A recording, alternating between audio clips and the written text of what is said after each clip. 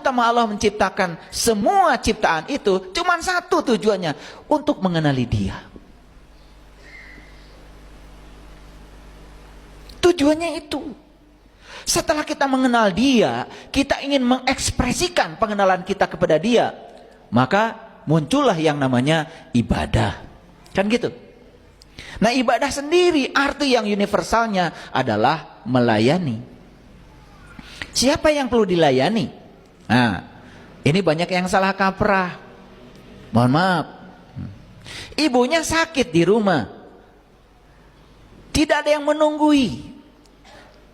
Bahkan sangat berbahaya kalau ditinggalkan, bisa jatuh. Malah yang nungguinya pergi ngaji.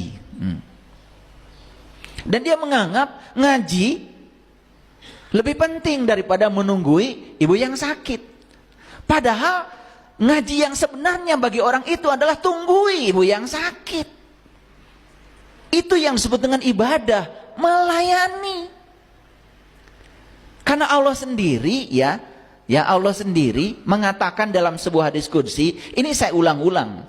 Ketika Nabi Musa ditegur oleh Allah, "Hei Musa, kenapa ketika aku sakit kamu tidak menjenguk aku?" Lalu Musa berkata, "Bagaimana engkau bisa sakit ya Allah? Yang sakit adalah tetanggamu. Dan kalau kamu menjenguk tetanggamu, sesungguhnya kamu menjenguk aku." Jadi cara melayani Allah yang benar itu melayani orang-orang yang butuh pertolongannya. Karena semua yang ada di semesta ini kan manifestasi dari Dia sendiri.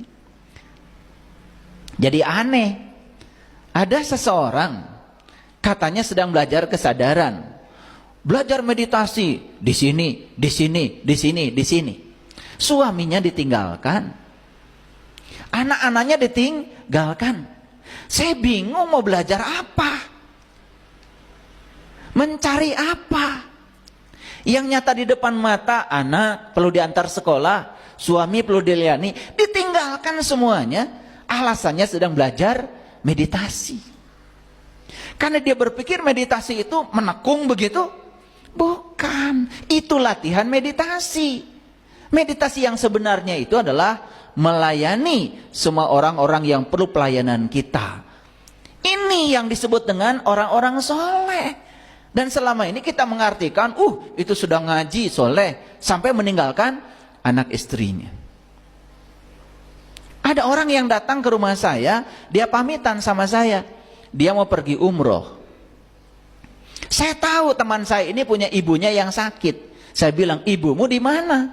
"Ya, ibu sudah dititipkan di panti asuhan." "Gila," saya bilang, "kamu mau nyari apa kamu ke sana?" Saya jelaskan, akhirnya dia nggak pergi ke sana. "Rawat ibumu, itu umrohmu yang sebenarnya." Jadi jangan aneh-aneh hidup itu, jangan lari dari realitas. Karena ibu yang sakit, siapapun, itu adalah sarana untuk menempa jiwa kita. Itu adalah jalan keselamatan jiwa kita. Jadi tujuan utama Allah menciptakan